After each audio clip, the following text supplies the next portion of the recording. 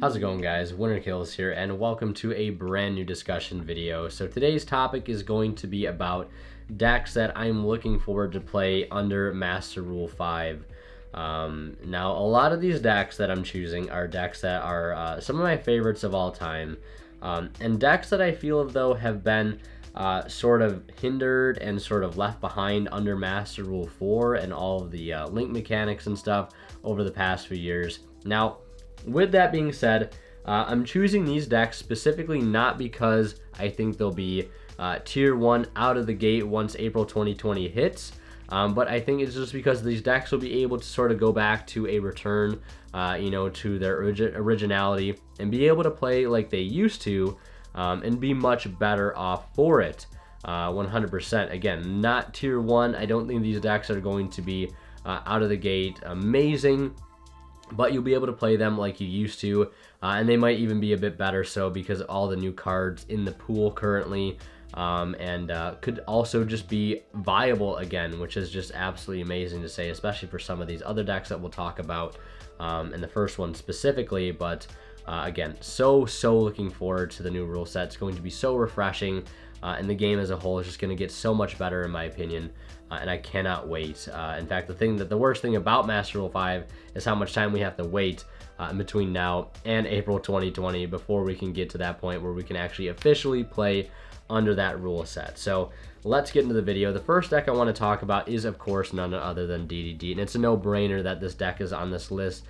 This deck has been one of my favorite decks of all time, hands down, and I know the channel got a lot of support, and a lot of you guys have came to this channel because of DDD and all the videos that I've done for DDD and all the coverage I put on the deck, and I had a ton of fun doing it. I'm absolutely so looking forward to getting that deck back on this channel because, like I said, regardless of how good it is, it's still one of my favorite decks of all time. The way that the deck combos and all the different mechanics that it's able to take advantage of, from Pendulum to Fusion to Synchro to Xyz, even Links eventually once we get Gilgamesh, hopefully in Dual Overload.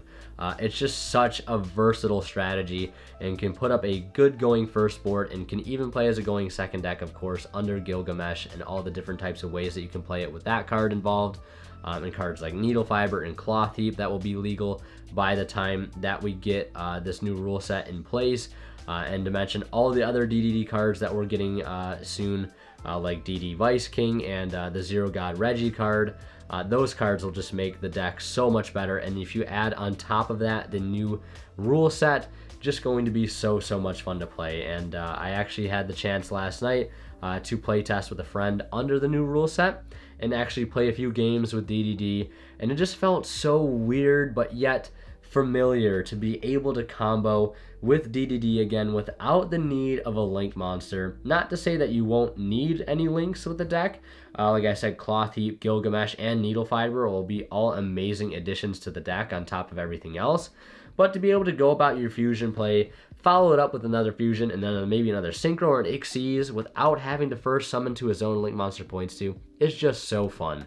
And I cannot wait to actually officially play the deck at a tournament or something long down the road once April 2020 gets here, and hopefully it comes quick because, like I said, I cannot wait. But in the meantime, got plenty of time to test through builds and get ready for that format to hit. So of course I've got to put DDD on this list, and now we'll move on to the next deck that I want to talk about, which is Satellar Knights. Now, Satellar Knights is notoriously a rank 4 toolbox deck, and sort of any rank 4 toolbox deck under Master Rule 4 had a very hard time because, again, the materials that you'd be investing into your rank 4 plays had to turn into link plays for you even to have a chance at having multiple Xyz monsters, so it just sort of made it not worth it in the first place. Now, granted, Satellar Knights is a deck that really doesn't need the restrictions, or need taken off the restrictions, I should say, of Master Rule 4, because it has gotten to the point right now where it is just Triver control. You're constantly going to that card, bouncing back your traps,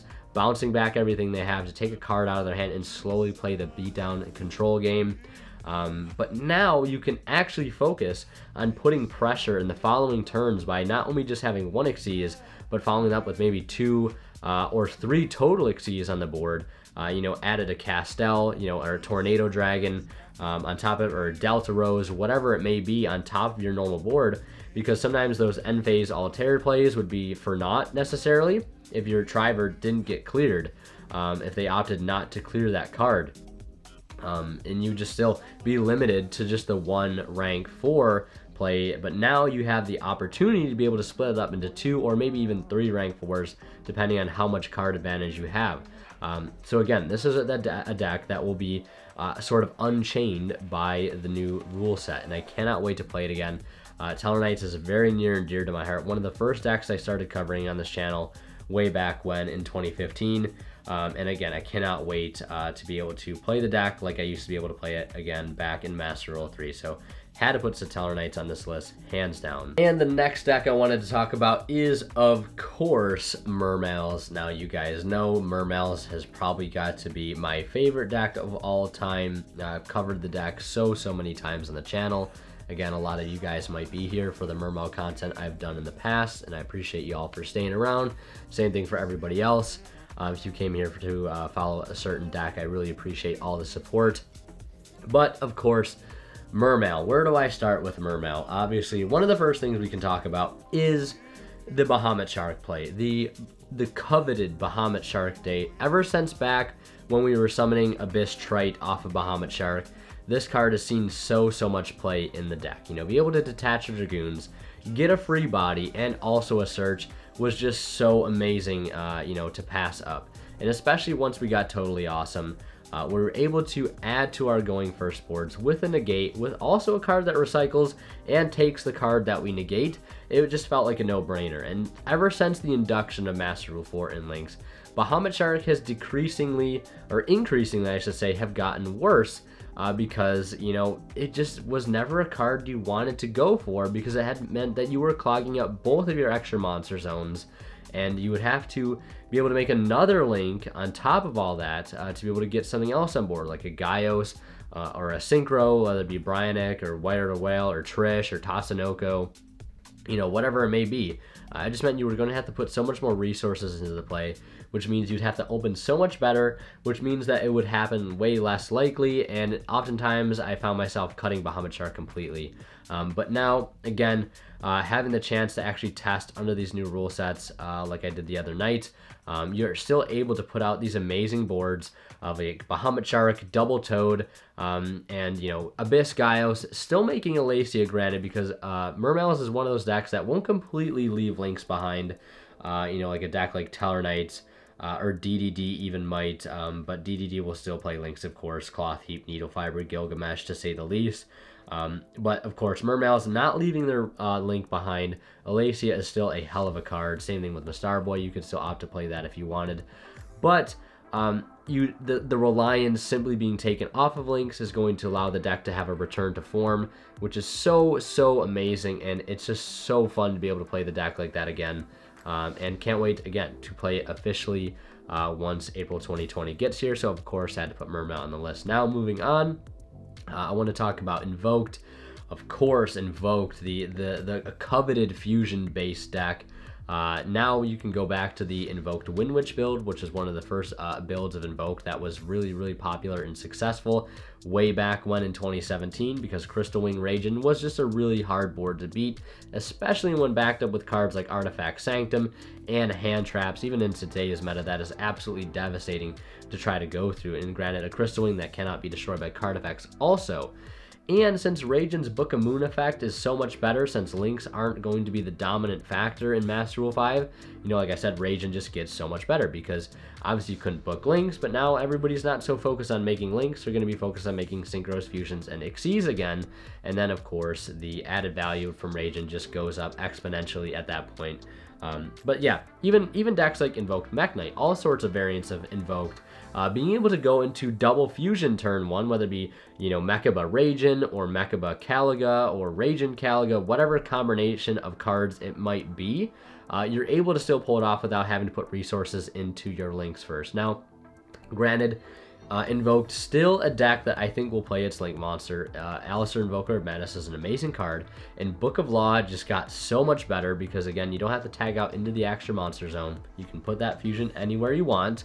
And the fact, of course, it'll be still searchable. And decks like these will still play cards like Instant Fusion to be able to get Rage in access, and also to be able to get Thousand Eyes Restrict access, especially if you want to play as a going second deck if you're playing Invoked. Mech Knight, there's just so many things to take into account, and obvious reasons why this deck would be so much better to play in Master Rule 5. I, of course, had to put it on the list. And the last deck I want to talk about before I do some honorable mentions, because I can't fit all of them into the top 5, is Shadal's, of course. Even more so of a coveted fusion deck than that of Invoked. It's been around since late 2014. Construct, Winda, Shekinaga, and now the new Apgalone and all the new support cards we're getting in February leading up to April. This deck is looking to be really, really strong, and actually might even be contender in the meta as far as a rogue deck is concerned, because again, you'll be able to put multiple fusions on the field without the restrictions of a Link, of course. It's just going to be so fun to be able to combo off with a ton of fusions like Winda, Apgalone, Construct, etc., etc. So really, really looking forward to that format when Shadal's are sort of near back to where they used to be. So yeah, without a doubt, had to, of course, throw the Shadal's on this top 5. And then other honorable mentions I want to make, of course, are decks like Photon Galaxy. Number 97 Draglubion is going to be absolutely ridiculous. Being able to end on Infinity, number 90, and then 97 Draglubion to bring out a number 38, just ending on an absolutely colossal field is going to be so much fun because, Soul Flare I think will still be played 100%. You still have to play Soul Flare. The graveyard recursion and the extra disruption it provides is unparalleled for the deck.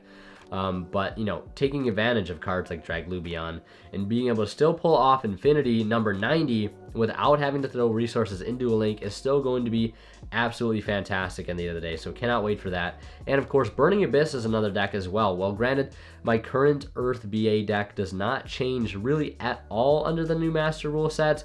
You'll still be able to go back and play older styles of Burning Abyss, whether it be, big BA with tons of BA monsters and Phantom Knight monsters, or just a lot of BA monsters and tons of draw spells and cards like Fire Lake, especially added now with Cherubini.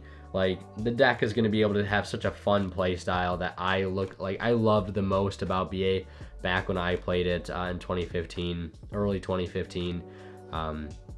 Love being able to end on Triple Dante, and you'll definitely be able to do the Triple Dante now, and especially with added cards like Trap Trick and Fire Lake. So absolutely amazing. And End Phase Fire Lake, just like, there's nothing like it on the planet, let me assure you. And End Phase Fire Lake is absolutely amazing. I remember way back a few months ago when I was getting back into BA, right before the release of Dark Neostorm, I was testing out some builds of BA that were playing Fire Lake.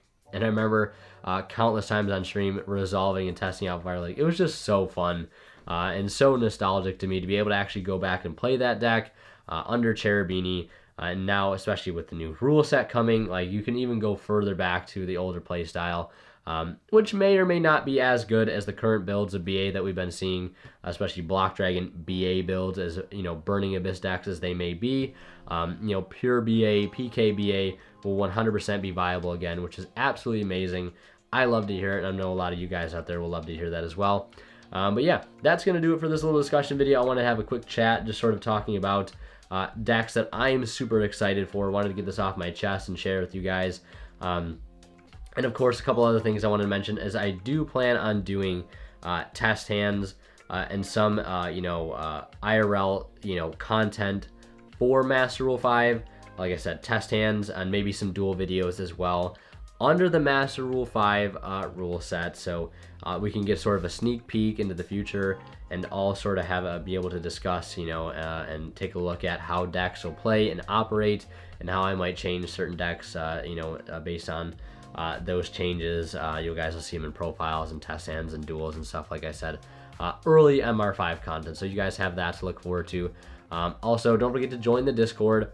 Check out Imperium Duelist and my affiliate link to TCG Player down in the description below.